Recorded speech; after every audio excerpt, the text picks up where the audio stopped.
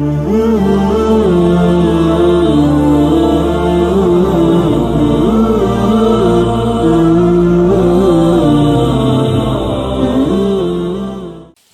علیکم ورحمۃ اللہ وبرکاتہ۔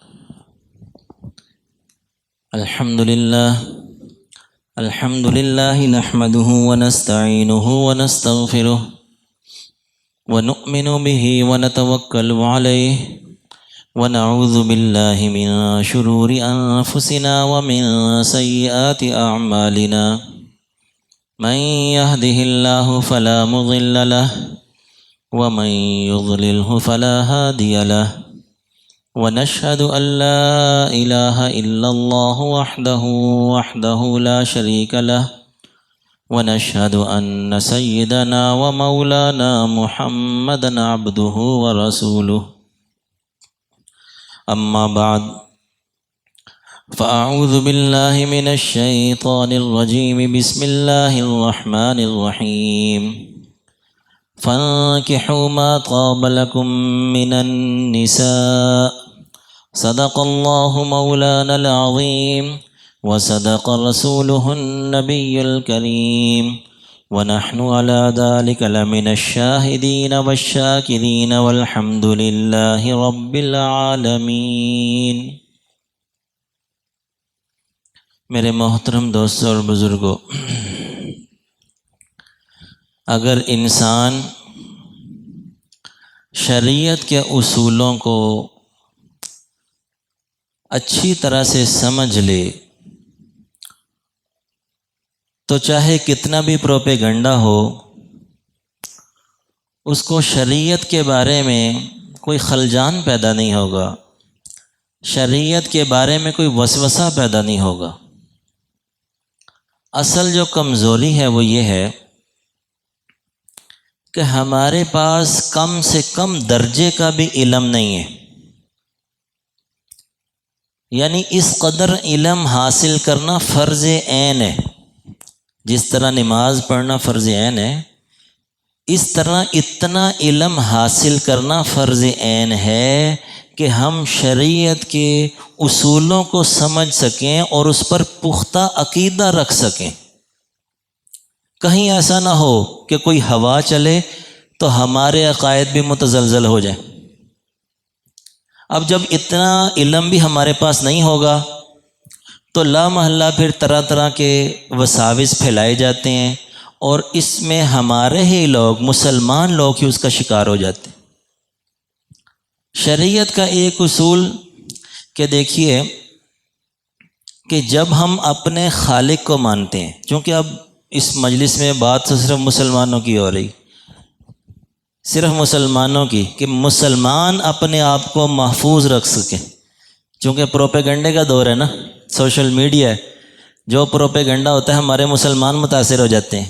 تو ہم کم سے کم اپنے مسلمانوں کو، ہم اپنے اسلام کو محفوظ رکھیں۔ کم سے کم درجہ یہ ہے کہ جب انسان، بالخصوص مسلمان، جب ہم اپنے خالق کو مان رہے ہیں تو یہ ذہن میں رکھیں کہ انسانوں کا خالق اور شریعت کا خالق ایک ہی ہے۔ جس نے ہمیں پیدا کیا ہے، شریعت بھی اس نے نازل کی ہے۔ جب ہم اپنے آپ کو تو مان رہے ہیں کہ ہمیں پیدا کرنے والی ایک ہی ذات ہے، اللہ تعالیٰ نے پیدا کیا ہے، ہمارا ایمان الحمدللہ، تو یہ بھی ایمان رکھنا چاہیے کہ شریعت کا خالق، شریعت کو نازل کرنے والے بھی اللہ تعالیٰ ہیں۔ جتنے احکامات شریعت نے دیے وہ عین طبیعت کے موافق ہیں، اس میں کوئی سراسر زیادتی نہیں ہے، یا ایسا بھی نہیں ہے کہ انسان کی طبیعت سے بڑھ کر اس کو مکلف بنایا گیا ہو۔ یہ تو اللہ تعالیٰ خود فرما رہے ہیں، لا یکلف اللہ نفسا الا وسعها، کہ ہم نے انسانوں کو ان کی طبیعت سے بڑھ کر مکلف بنایا ہی نہیں۔ گویا کہ جو بھی شریعت کا حکم ہوگا اس میں طبیعت کو ضرور مد نظر رکھا گیا ہوگا، یعنی ایسا نہیں ہو سکتا انسان کی طبیعت کچھ اور ہو اور شریعت کچھ اور ہو۔ وہ یہ جو بظاہر تھوڑا سا لگتا ہے نا، یہی تو ایک امتحان ہے، یہی تو ایک آزمائش ہے کہ انسان کا دل چاہ رہا ہے کہ صبح میں سویا رہوں، شریعت کیا رہی ہے اٹھ کے نماز پڑھو۔ انسان کا دل چاہتا ہے جیسا مرضی کماؤں، شریعت کیا رہی ہے پابندی لگا رہی ہے، نہیں یہاں تک کمانا ہے، بس یہ کمانا ہے، یہ نہیں کمانا۔ یہ تو ایک آزمائش ہے، یہی تو ایک آزمائش ہے کہ اللہ کو پہچاننے کی، کہ پابندی لگانے والا کوئی ہے۔ اگر یہ پابندی ہٹا دی جائے پھر انسان اور حیوان میں کیا فرق رہے گا؟ حیوان کا کیا کام ہے کہ اس نے جو بس چلے بس وہ کرے گا، ظلم زیادتی ہو جو بھی ہو اس نے شکار کرنا ہے۔ اب یہ حیوانیت انسان کی طبیعت میں بھی رکھی گئی ہے، اب اس میں بھی بڑی حکمتیں ہوتی ہیں۔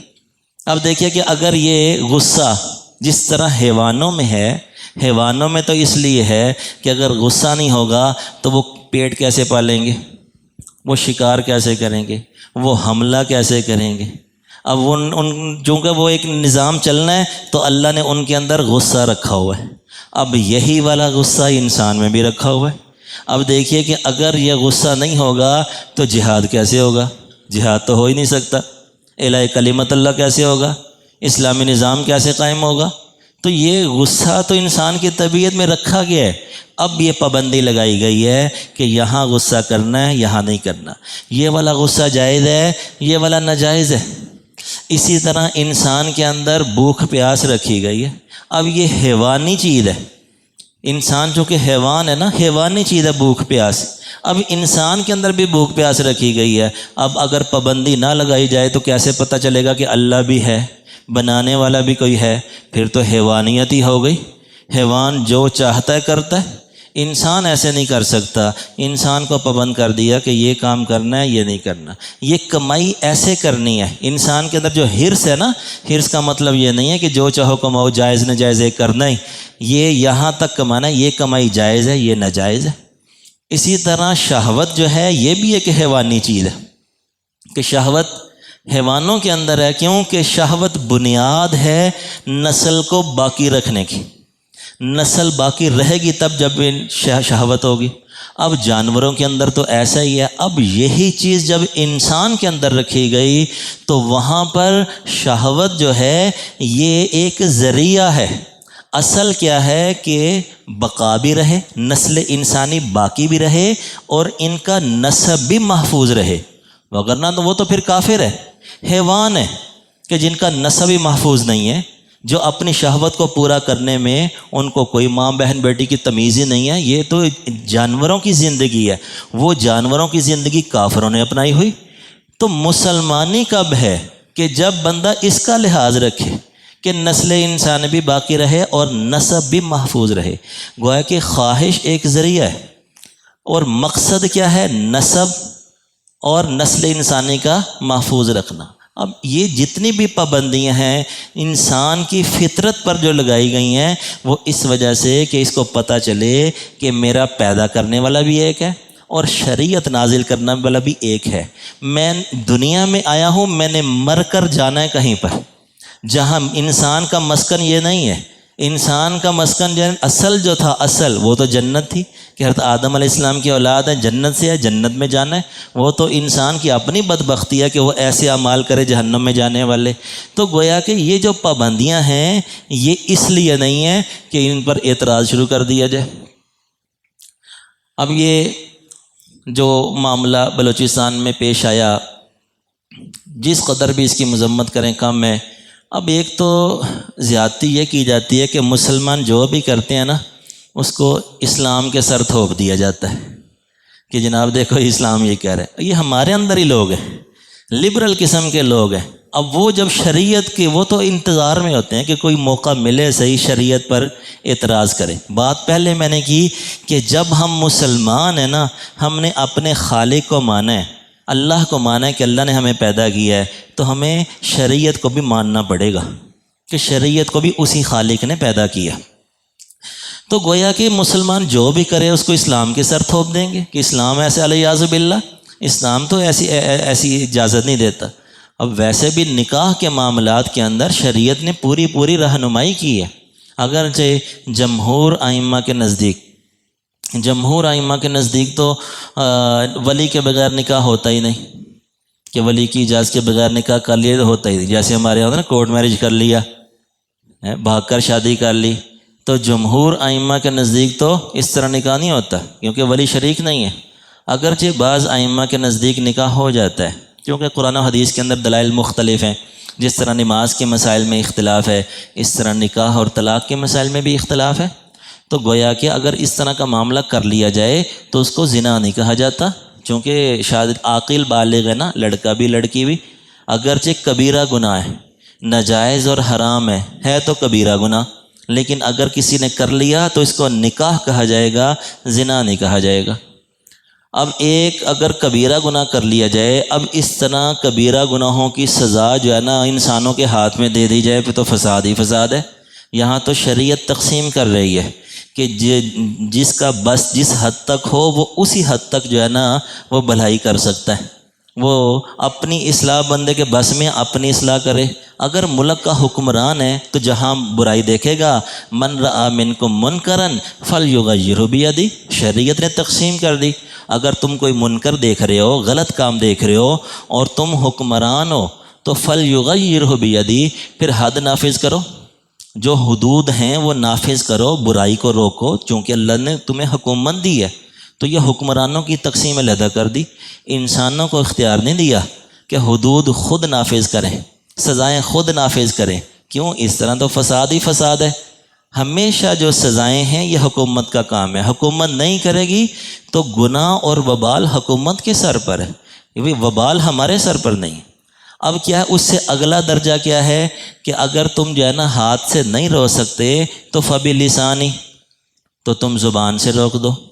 اب زبان کیا ہے کہ یہ جو سوشل میڈیا یہ بھی زبان ہی ہے، کہ انسان کے بس میں ہے نا اسلام کی ترجمانی کرے، اسلام کی ترجمانی کرے، یہ نہیں جو رو بہہ رہی ہو جدھر کہ جناب وہ معاشرہ جا رہا ہے، جو اسلام پر اعتراض ہو رہے ہیں بس وہ کلک کر دیا۔ یہ ہمارے ہی ساتھیوں کی غلطی ہے نا کہ جناب وہ جذبات میں آ جاتے ہیں، لو جی یہ کون سا اسلام ہے، لو جی یہ کیا، مولوی حضرات یہ کیا کرتے ہیں، یا انہیں کیا کہ غیرت دلا رہے ہیں، الیاذ باللہ، نعوذ باللہ من ذالک۔ یہ اپنے ان کے طبقاتی معاملات ہیں، اپنا ان کا ایک رواج ہے، اس کو اسلام کے سر، علماء کے سر تھوپ دیا۔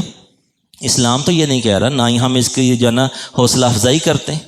تو گویا کہ یہ شریعت نے تقسیم کی ہے، اگر تم حکمران ہو تو پھر تو ہاتھ سے کرو، اور اگر نہیں فبلسانی۔ اب لسان کے اندر علماء بھی آتے ہیں اور عوام بھی آتی ہے، عوام بھی جس حد تک وہ کر سکتی ہے اپنی زبان کا استعمال کرے۔ تیسرا درجہ یہ ہے، وہ سب سے ذالک اضعف الایمان، کہ جو بندہ زبان سے بھی نہیں روک سکتا نا تو چلو وہ دل سے ہی برا سمجھے، یہ کم سے کم درجہ ہے کہ برائی ہے، نہ بندہ ہاتھ سے روک سکتا ہے نہ زبان سے روک سکتا ہے، اور نہ پھر کم سے کم بندہ دل سے برا جانے، یہ سب سے ادنا طبقہ ہے، ادنا درجہ ہے ایمان کا۔ اب تو اللہ تعالیٰ معاف فرمائے کہ یہاں سے بھی بندہ نیچے گر گیا کہ برائی کو بندہ دل سے بھی برائی نہیں سمجھ رہا ہوتا۔ یہ بہت کمزور ترین چیز ہے کہ انسان کس کنارے پر کھڑا ہے کہ برائی کو انسان برائی دل سے بھی نہیں مان رہا، کہ برائی کرتا جا رہا ہے، دل سے بھی نہیں مان رہا۔ اس سے بھی پناہ مانگی گئی ہے۔ آتا ہے نا کہ بعض آتا ہے کہ اگر جو ہے نا کوئی بندہ گناہ کرتا ہے اور گناہ کے بعد اگر کوئی مصیبت نہیں آتی تو یہ بڑی خطرناک چیز ہوتی ہے کہ گناہ کرتا جا رہا ہے اور کوئی مصیبت نہیں آ رہی، کیونکہ جب مصیبت نہیں آئے گی تو کفارہ سیئات کیسے ہوگا؟ ایک تو یہ ہے کہ بندہ خود توبہ کرے، یہ تو اللہ تعالیٰ کا فضل ہے کہ انسان پر کوئی مصیبت آزمائش آ جاتی ہے تو گناہ معاف ہو جاتے ہیں۔ ہم تو اس سے بھی دل برداشتہ ہو جاتے ہیں، یار اتنی مصیبتیں آ گئی، ہم ہی رہ گئے ہیں، اتنی مصیبتیں آ گئیں، اللہ اکبر۔ او بھائی، ایک تو بات اصولی ہے کہ اللہ تعالیٰ کسی انسان پر اس کی وسعت سے بڑھ کر کوئی آزمائش نہیں ڈالے گا، اور دوسری بات یہ ہے کہ گناہ بھی تو اتنے ہو رہے ہیں، ہم سے ہی ہو رہے ہیں۔ بندہ اپنے آپ کو اتنا پاک صاف کیوں سمجھتا ہے؟ پاک صاف نہیں سمجھنا چاہیے، گنہگار سمجھنا چاہیے۔ جب گناہ ہو رہے ہیں تو یہ بھی تو دیکھو کہ یہ بھی اللہ کا فضل ہے کہ کسی درجے میں کوئی آزمائش اور مصیبت آ رہی ہے تو کفارہ سیئات ہو رہا ہے، گناہ معاف ہو رہے ہیں، یہ بھی اللہ تعالیٰ کا فضل ہے۔ تو بہرحال لبرل لوگوں کی بولی نہیں بولنی چاہیے، ان کی زبان نہیں بولنی چاہیے۔ شریعت نے یہ مقاصد جو رکھے ہیں، جو شریعت نے احکامات ہم پر لاگو کیے ہیں، اس میں بھی کچھ حکمتیں۔ ایک تو یہ بات اس کے متعلق کرنی تھی، دوسری ایک اعلان بھی کرنا تھا۔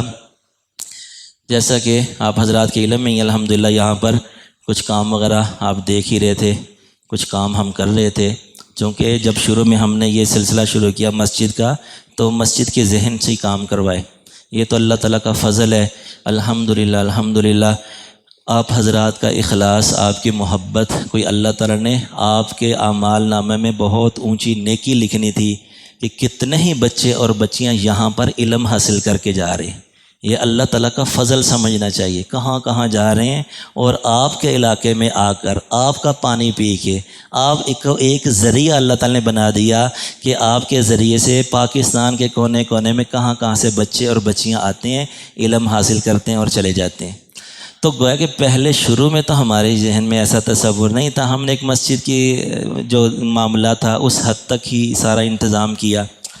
اس کے بعد تھوڑا یہ فلٹر کا سلسلہ بھی ساتھ شروع ہو گیا، تو یہ تو اللہ پاک نے بڑا قبول فرمایا کہ بڑی دور دور سے لوگ بھی آتے ہیں، پانی بھر کر لے کر جاتے ہیں۔ تو یہ جس طرح سلسلہ وسیع ہوتا چلا گیا، اور چونکہ بچے بچیاں جہاں پڑھتے بھی ہیں تو کافی پریشانی رہتی تھی پانی کے حوالے سے۔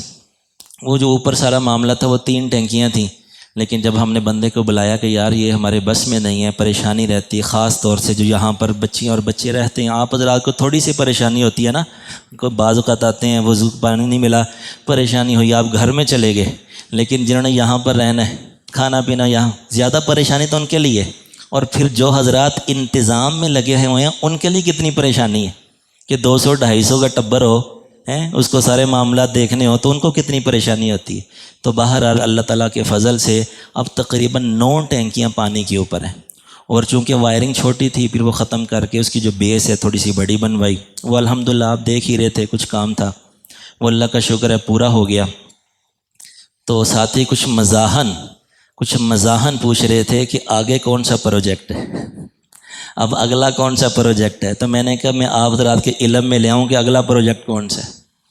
اگلا پروجیکٹ ہمارا یہ ہے کہ ہمارا جو اوپر سولر لگا ہوا ہے یہ ایک محدود حد تک ہے، یہ پورا لوڈ نہیں اٹھاتا، تو ہمارا ارادہ ہے اس کو بڑھایا جائے، لیکن وہ تو ایک بات کی چیز ہے نا۔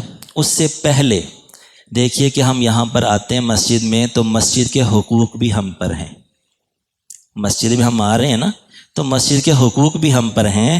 یہاں پر جو بھی ہم پانی ہے، بجلی ہے، جو بھی استعمال کر رہے ہیں یہ ایک حق ہوتا ہے، سارے اہل محلہ کا حق ہے نا، یہ مل جل کر سلسلے چلتے ہیں۔ اب ہمیں جو اوپر سولر لگا ہوا ہے، سولر ہونے کے باوجود اس مرتبہ جو بل آیا ہے وہ 2.25 لاکھ روپے آیا ہے، تقریباً 2.25 لاکھ روپے یہ بل آیا ہے۔ چونکہ اے سی چلتے ہیں اب یہاں پر، آپ حضرات کے سامنے ہی ہیں، کوشش ہوتی ہے نمازوں میں چلیں، اور پھر اسی طرح اوپر چونکہ بچیاں بھی ہیں ان کے لیے بھی ہم نے بندوبست کیا ہوگا اوپر دونوں منزلوں میں اوپر تک۔ تو یہ چونکہ سولر محدود ہے اس وجہ سے، اور ویسے بھی موسم بھی الحمدللہ اس مرتبہ اچھا رہا، چونکہ دھوپ کی وجہ سے ہی ہوتا ہے، بجلی بنتی ہے۔ تو اب اس کام کے اندر ہم سب شریک ہیں، اور کوشش بھی کرنی چاہیے، بالکل دیکھیں کہ اگر آنکھیں بند کریں گے پھر بھی ہو ہی جانا ہے، کام ہو ہی جانا ہے، لیکن یہ میں حق بتا رہا ہوں کہ یہ حق بنتا ہے۔ جو بندہ جس مسجد کے ساتھ اٹیچ ہونا، جہاں نماز پڑھتا ہے، جمعہ پڑھتا ہے، یہ اس کے حقوق میں شامل ہے کہ جس درجے میں 1 روپیہ دے کر 1 روپیہ بھی وہ دے گا نا، اس کی نیت صاف ہونی چاہیے، اللہ تعالیٰ اس میں بھی برکت ڈال دیں گے۔ تو بہرحال یہ ایک حقوق میں شامل ہے۔ میں صرف توجہ دلا رہا ہوں، آپ حضرات کے علم میں ایک مسئلہ لا رہا ہوں کہ دیکھیے کہ ہم سب یہاں پر شریک ہیں، ہم انتظام میں لگے ہوئے ہیں، اور اس انتظام سے فائدہ سارے ساتھی اٹھا رہے۔ تو لہذا یہ جو ابھی ہمارا بل آیا ہے اس میں امید ہے سب ساتھی تعاون فرمائیں گے، اور کم سے کم دعا بھی فرمائیں کہ اللہ تعالیٰ کہیں نہ کہیں سے بندوبست فرما دیں، چونکہ ابھی ہم نے جو ٹینکیاں سیدھی کی ہیں نا، ابھی وہ اس کی قیمت بھی ہم نے ادا کرنی ہے، تقریباً 1.5 لاکھ روپے اس کا بھی ابھی ادا کرنا ہے، چونکہ ان سے ادھاری سلسلہ لیا، کافی پریشانی تھی، تو اوپر سے یہ بل آ گیا ہے۔